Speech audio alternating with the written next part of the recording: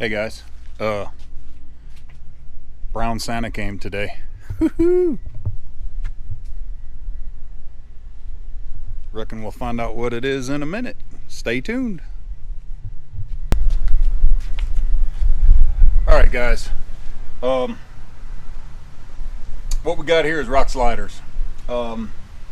Everybody knows that the standard ruby rails are basically just there for aesthetics. As a friend of mine in my Jeep club found out at Roush Creek last weekend, they basically did no good at all, and he sustained some pretty significant damage, and I had been looking for a set of rock sliders, but man, it's tough because I don't want to spend $500, $600, $700 on a set of rock sliders. If I was able to, man, I'd jump right on it, but I have to build within my budget, so I try to find the best stuff I can find, and for what I can afford to pay. And you know what? Some people are gonna bash it and say it's cheap Chinese junk. Well, you know what? If it keeps my rockers from getting smashed up, I'm good with it. I don't care. I build my Jeep for me. I don't build it for the approval of other people, and you shouldn't either. So, without further ado,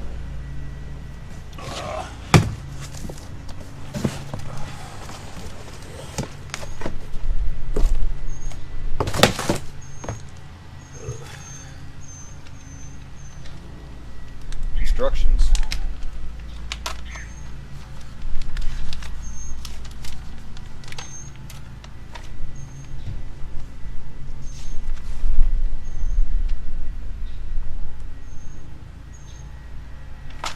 Alright, looks pretty simple.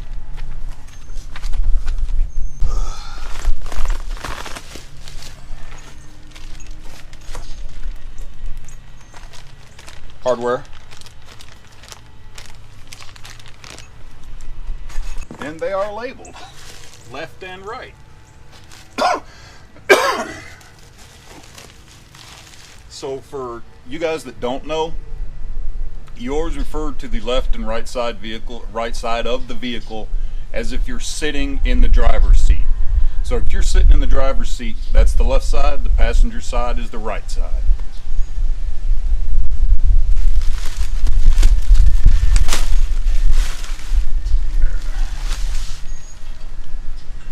You know what? I'm going to do the driver's side first. So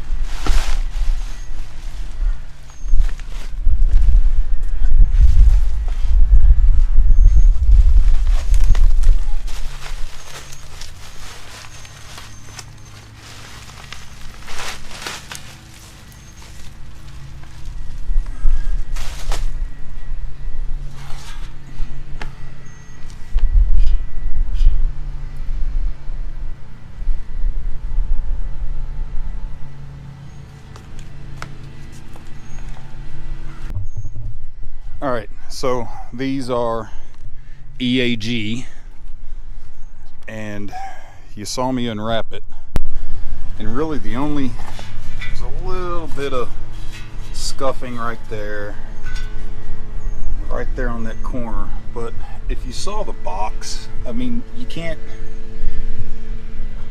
always say it's manufacturing and cheap powder coating and all that crap, because this stuff's pretty heavy and it gets slung around.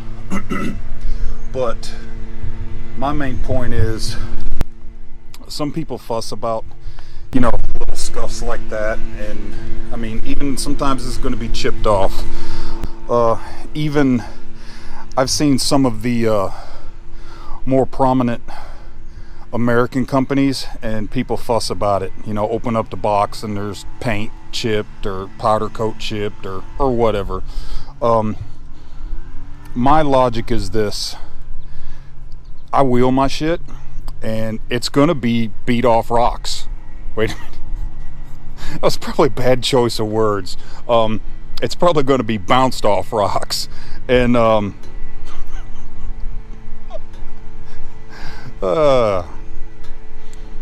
anyway, the stuff's going to get scratched up anyway, so I'm just going to have to touch it up with a rattle can as I go. That stuff doesn't bother me. So, but anyway, this is what we're looking at. It's going to mount up to the where the body mounts up to the frame. 2 bolts basically. The reason I went with these Extreme Terrain has a set by Barricade that actually worked with the stock Ruby rails, because my main point,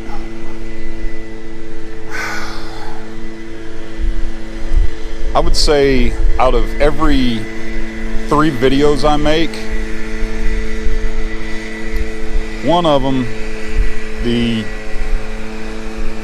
landscaping crew hired by the HOA is going to be out here.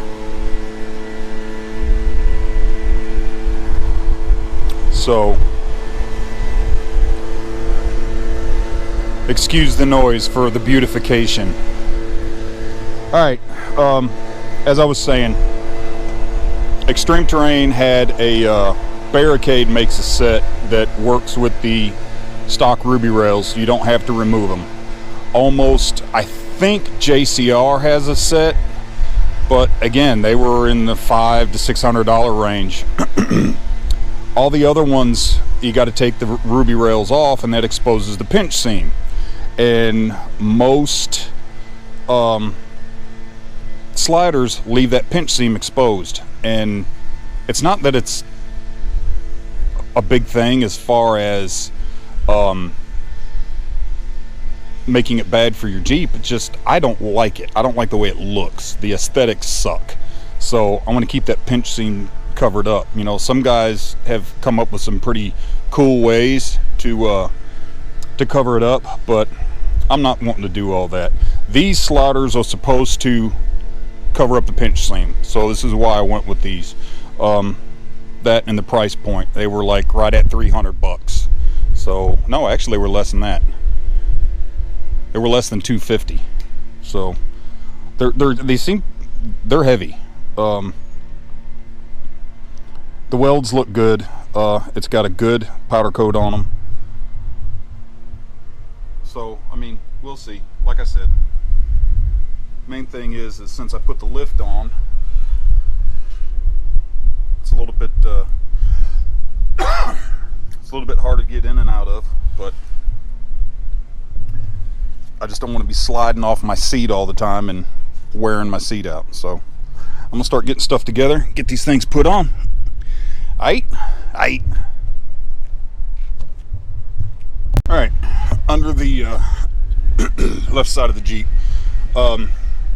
Now, assuming you have a Sport or a Sahara and you have nothing here, obviously you'll skip this step and just go straight to mounting these.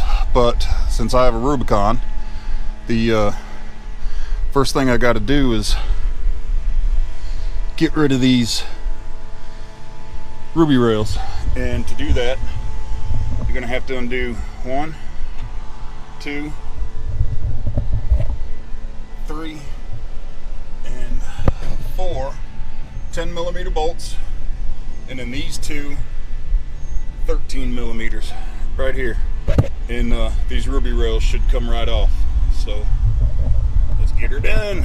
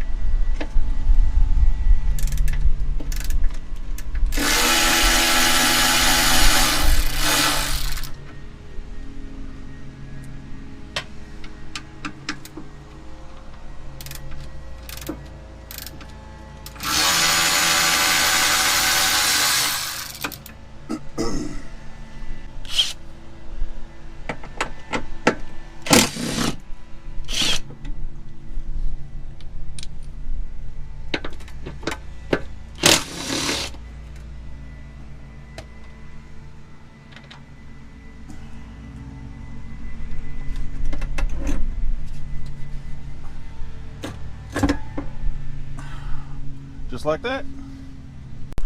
All right, now I'm getting ready to mount the sliders.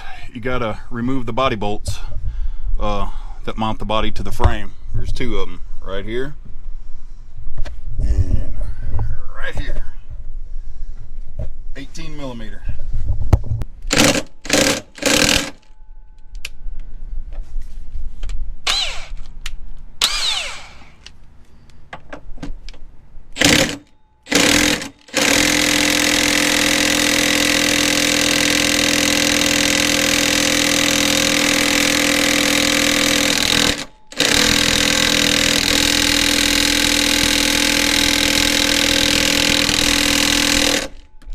Daggum, that joker's tight.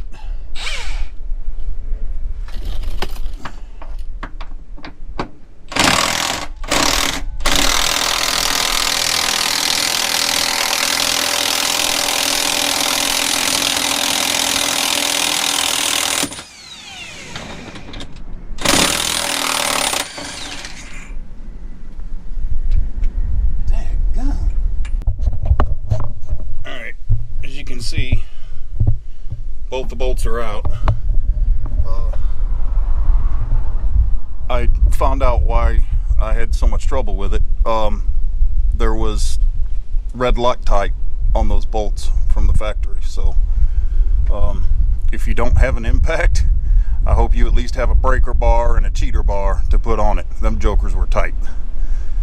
Alright, next step. Okay, so after about 15 minutes of fussing and cussing, the instructions are vague at best, and of course where I screwed up was, so you get two new bolts with washers, and they replace the factory bolts in the front of the rock slider. The factory bolts go back in the rear. I got it on there and I was like, why is the rear so low? It's not lining up. And then I was under here and I had loosened them both up and I was tightening them up a little at a time, you know, trying that to see if I could just wiggle it up into place. And then I got to thinking, wait a minute, I got another side to do and I only got two bolts. And then it occurred to me, yeah, dumbass, the longer bolts only go in the front. So yeah, don't make that mistake. But anyway, the driver's side is on, and I'm digging it, and they do cover the pinch seam very well, so you can't even see it. And my fat ass weighs 250 pounds.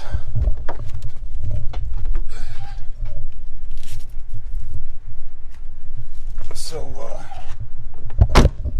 they will definitely work as steps, and it'll definitely keep rocks off the rocker panels.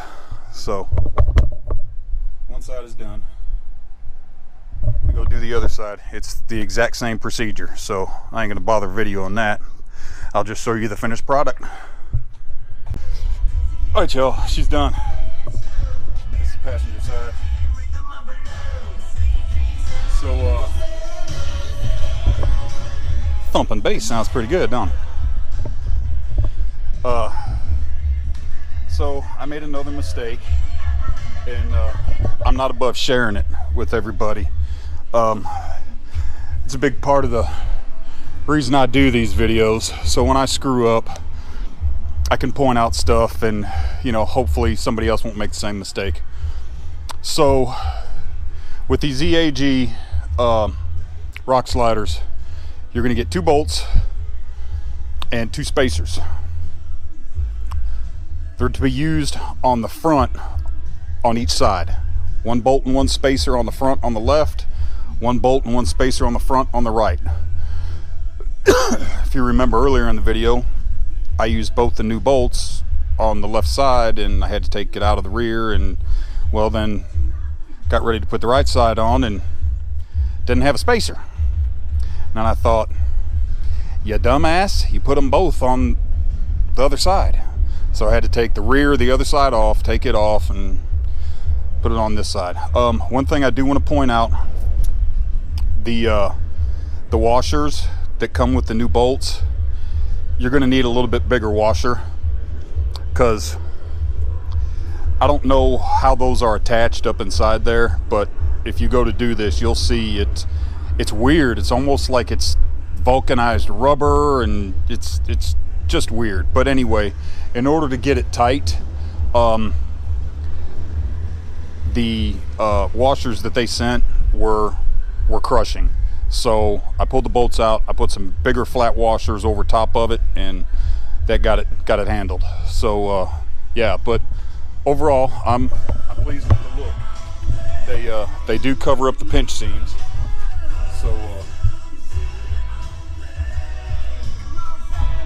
I'm liking it. I ended up having to get a breaker bar and a cheater bar to get that front one on the right side off. I think my battery from my impact was weak, and I pretty much spin it on the one side. So, but anyway, I like them. Good deal. All right, guys, if you like what you see, subscribe to the channel, give us a like and a comment, and we'll see you in the next video. Till then, keep the shiny side up. Jeep on.